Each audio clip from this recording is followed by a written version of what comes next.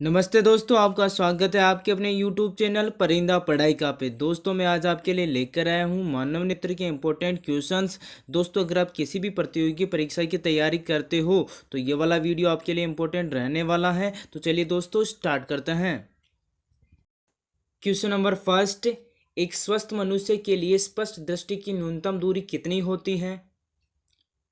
सही आंसर है option A 25 centimetre. तो एक स्वस्थ मनुष्य के लिए स्पष्ट दृष्टि की न्यूनतम दूरी 25 सेंटीमीटर होती है। दोस्तों इसमें दो चीज़ें होती है, एक होती है अपने पास निकट बिंदु और दूसरा होता है अपने पास दूर बिंदु। तो सबसे पहले पढ़ेंगे अपन निकट बिंदु। तो निकट बिंदु में क्या होता है कि वस्तु की नेत्र से वह न्यूनतम दूरी जहाँ पर वस्तु को स्पष्ट रूप से देखा जा सकता है निकट बिंदु कहलाता है। और स्वस्थ मनुष्य के लिए इसका मान होता है वो 25 सेंटीमीटर होता है। और बात करें अपन दूर बिंदु की तो इसमें है वस्तु की नेत्र से वह अधिकतम दूरी जहाँ पर वस्तु को स्पष्ट रूप से देखा जा सकता है दूरबिंदु कहलाता है। और स्वस्थ मनुष्य के लिए इसका मान अनंत होता है। और निकट बिंदु और दूर बिंदु इन दोनों के बीच का अंतर या इन दोनों के बीच की दूरी को अपन दृष्टिपरास कहते हैं। क्वेश्चन नंबर 2, नेत्रदान के समय आंख का कौन सा भाग दान किया जाता है? सही आंसर है ऑप्शन बी कॉर्निया। तो नेत्रदान के समय आंख का कॉर्निया भाग दान किया जाता है।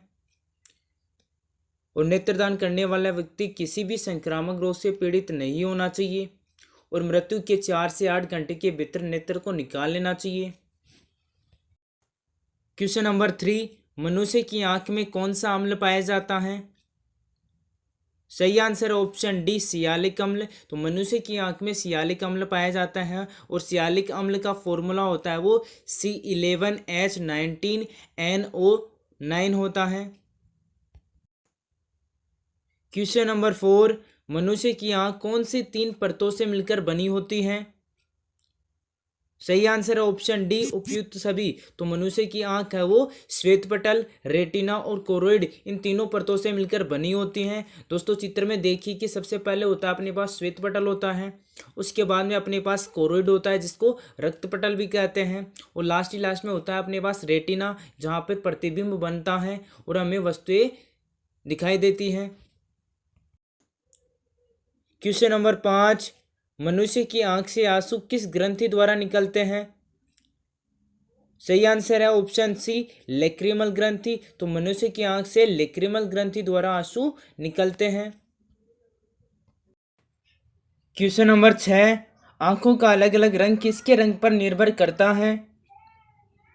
सही आंसर है ऑप्शन ए आइरिस, जिसे परितारिका भी कहा जाता है। तो आंखों का अलग अलग रंग आइरिस पर निर्भर करता है। दोस्तों आइरिस का रंग होता है वो नीला, भूरा और काला हो सकता है। और अधिकांश लोगों की आइरिस का रंग होता है वो काला होता है। क्वेश्चन नंबर 7, मनुष्य की आंखों में कौन सा लेंस पाया जाता है? सही आंसर है ऑप्शन ए उत्तल लेंस। तो मनुष्य की आंखों में उत्तल लेंस पाया जाता है। और ये उत्तल लेंस होता है ये आइरिस के पीछे वाले भाग में स्थित होता है। और ये उत्तल लेंस है ये लचीले पारदर्शक पदार्थ का बना होता है और साथ ही मांसपेशियों की सहायता से अपने निश्चित स्थान पर टिका रहता है। क्वेश्चन नंबर 8, मनुष्य की आंखों के रेटिना पर कौन सा प्रतिबिंब बनता है? सही आंसर है ऑप्शन सी वास्तविक और उल्टा। तो मनुष्य की आंखों के रेटिना पर वास्तविक और उल्टा प्रतिबिंब बनता है। और इसका रीजन है कि हमारे नेत्र में क्या होता है उत्तल लेंस पाया जाता है जिससे प्रतिबिंब होता है ये वास्तविक और उल्टा और छोटा बनता है। क्वेश्चन नंबर 9, मनुष्य की आंख की किस परत में रक्त पाया जाता है? सही आंसर है ऑप्शन बी कोरोइड। और कोरोइड को अपन रक्त पटल भी कहते हैं। तो मनुष्य की आंख के कोरोइड परत में रक्त पाया जाता है। और ये कोरोइड कहाँ पाया जाता है वो देखते हैं। तो नेत्र के श्वेत पटल के नीचे एक काले रंग की झिल्ली होती है जिसको अपन कोरोइड कहते हैं। क्वेश्चन नंबर 10, मानव शरीर का कौन सा ऊतक है जिसमें रक्त वाहिकाएं नहीं होती हैं?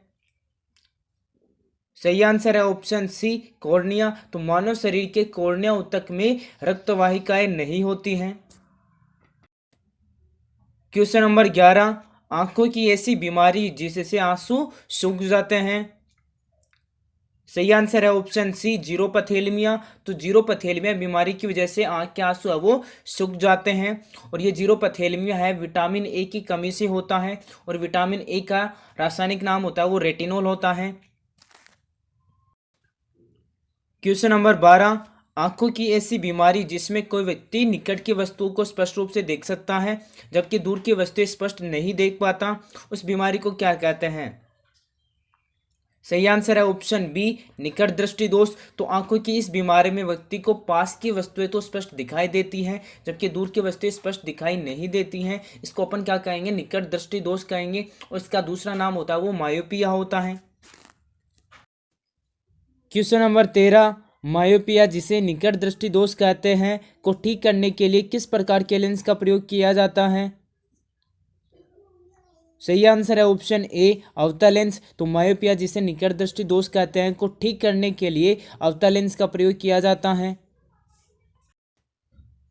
क्वेश्चन नंबर 14, आंखों की बीमारी मायोपिया निकट दृष्टि दोष में प्रतिबिंब कहाँ बनता है? सही आंसर है ऑप्शन ए रेटिना के पीछे। तो आंखों की बीमारी मायोपिया में प्रतिबिंब होता है वो रेटिना के पीछे बनता है, और इसमें अवतल लेंस का प्रयोग करने पर प्रतिबिंब है वो रेटिना पर बनना स्टार्ट हो जाता है और हमें स्पष्ट दिखाई देने लग जाता है। क्वेश्चन नंबर 15, आंखों की ऐसी बीमारी जिसमें व्यक्ति दूर की वस्तु को स्पष्ट रूप से देख सकता है जबकि निकट की वस्तुएं स्पष्ट नहीं देख पाता, उस बीमारी को क्या कहते हैं? सही आंसर है ऑप्शन बी दूरदृष्टि दोष। तो दूरदृष्टि दोष में है व्यक्ति को दूर की वस्तुएं स्पष्ट दिखाई देती हैं जबकि निकट की वस्तुएं स्पष्ट दिखाई नहीं देती हैं, और इस प्रकार के रोग को अपन क्या कहेंगे? दूरदृष्टि दोष कहेंगे। क्वेश्चन नंबर 16, हाइपरमेट्रोपिया जिसे अपन दूरदृष्टि दोष भी कहते हैं को ठीक करने के लिए किस प्रकार के लेंस का प्रयोग किया जाता है? सही आंसर है ऑप्शन ए उत्तल लेंस। तो हाइपरमेट्रोपिया जिसे अपन दूरदृष्टि दोष कहते हैं इसको ठीक करने के लिए उत्तल लेंस का प्रयोग किया जाता है, और मायोपिया जिसे अपन निकट दृष्टि दोष कहते हैं उसको ठीक करने के लिए अपन अवतल लेंस का प्रयोग करते हैं। क्वेश्चन नंबर 17, आंखों की बीमारी हाइपरमेट्रोपिया जिसे अपन दूरदृष्टि दोष कहते हैं में प्रतिबिंब कहाँ बनता है? सही आंसर है ऑप्शन सी रेटिना के पीछे। तो आंखों की बीमारी हाइपरमेट्रोपिया जिसे अपन दूरदृष्टि दोष कहते हैं में प्रतिबिंब होता है वो रेटिना के पीछे बनता है, और इस प्रकार के दोष को दूर करने के लिए अपन उत्तल लेंस का प्रयोग करते हैं जिससे कि अपने को वस्तु है वो स्पष्ट रूप से दिखाई देने लग जाती हैं। क्वेश्चन नंबर 18, बुजुर्गों में होने वाली बीमारी जरा दृष्टि दोष को ठीक करने के लिए किस प्रकार का लेंस का प्रयोग किया जाता है? सही आंसर है ऑप्शन सी द्विफोकस लेंस। तो बुजुर्गों में होने वाली बीमारी जरा दृष्टि दोष को ठीक करने के लिए द्विफोकस लेंस का प्रयोग किया जाता है, और इस द्विफोकस लेंस में नीचे वाला भाग होता है वो उत्तल लेंस का बना होता है और दूसरा भाग होता है वो अवतल लेंस का होता है। क्वेश्चन नंबर 19, किसी भी लेंस का सूत्र लेंस फॉर्मूला क्या होता है? सही आंसर है option A 1/f equal 1/v minus 1/u। तो इसमें अपने पास f है ये लेंस की फोकस दूरी होती है, और u है ये वस्तु की लेंस से दूरी हो जाती है, और यहाँ पे v है ये प्रतिबिंब के लेंस से दूरी है। तो फॉर्मूला अपने पास बन जाएगा 1/f equal 1/v minus 1/u। Question number 20, आंखों में प्रवेश करने वाले प्रकाश की मात्रा को कौन नियंत्रित करता है? सही आंसर है ऑप्शन ए आइरिस। तो आइरिस के बीच में एक छोटा सा छिद्र होता है जिसे अपन क्या कहेंगे? पुतली कहते हैं, और पुतली का आकार होता है वो मांसपेशियों की सहायता से छोटा और बड़ा होता रहता है, और इसका नियंत्रण होता है वो कौन करता है? अपने पास आइरिस करता है। इसलिए अपन कह सकते हैं कि आंखों में प्रवेश करने वाले प्रकाश की मात्रा को आइरिस नियंत्रित करता है। क्वेश्चन नंबर 21, लेंस की प्रकाशीय शक्ति का मात्रक क्या होता है? सही आंसर है ऑप्शन बी डायोप्टर। तो लेंस की प्रकाशीय शक्ति का मात्रक डायोप्टर होता है। क्वेश्चन नंबर 22, लेंस की प्रकाशीय शक्ति का फॉर्मूला क्या होता है? सही आंसर है option A P equal 1/f। तो P है वो यहाँ पे प्रकाशीय शक्ति है, और F है वो लेंस की फोकस दूरी होती है। तो अपने पास फॉर्मूला हो जाएगा P = 1/f। क्वेश्चन नंबर 23, प्रकाश की किस घटना के कारण मनुष्य आंखों से देख सकता है? सही आंसर है ऑप्शन डी, परावर्तन। तो प्रकाश की परावर्तन की घटना के कारण मनुष्य आंखों से देख सकता है। दोस्तों आपने देखा होगा कि दिन में होता है वो प्रकाश की उपस्थिति के कारण हमें सारी की सारी चीजें होती है वो स्पष्ट रूप से दिखाई देती हैं, और दूसरी तरफ अपन रात को देखें तो वहां पे प्रकाश नहीं होता, जहाँ पे लाइट नहीं होती वहां पर अपने को कोई भी चीज है वो स्पष्ट दिखाई नहीं देती या अपने को दिखाई भी नहीं देती। क्वेश्चन नंबर 24, मनुष्य की आंख का उभरा हुआ भाग क्या कहलाता है? सही आंसर है ऑप्शन बी, कॉर्निया। तो मनुष्य की आंख का उभरा हुआ भाग होता है वो कॉर्निया कहलाता है, और इस कॉर्निया के द्वारा ही हमारी नेत्र में, हमारी आंख में प्रकाश प्रवेश करता है। क्वेश्चन नंबर 25, आंखों का वह काला छिद्र जहां से प्रकाश प्रवेश करता है उसे क्या कहते हैं? सही आंसर है ऑप्शन बी, पुतली। तो चलिए दोस्तों पुतली के बारे में कुछ पढ़ लेते हैं। तो आइरिस के बीच वाले छिद्र को अपन पुतली कहते हैं, और पुतली का आकार है वो मांसपेशियों की सहायता से छोटा या बड़ा किया जा सकता है, और इसका नियंत्रण है वो आइरिस करता है, और आकार में परिवर्तन है वो प्रकाश की तीव्रता पर निर्भर करता है। दोस्तों आपने देखा होगा कि सूर्य की तरफ देखने पर वहां पे क्या होता है, प्रकाश अपने पास तेज आता है तो पुतली का आकार होता है वो छोटा हो जाता है, और अपने पास कोई धुंधला या अंधेरा होता है वहां पे अपने का पुतली का आकार होता है वो बड़ा हो जाता है, क्योंकि वहां पे होता है कम प्रकाश होता है।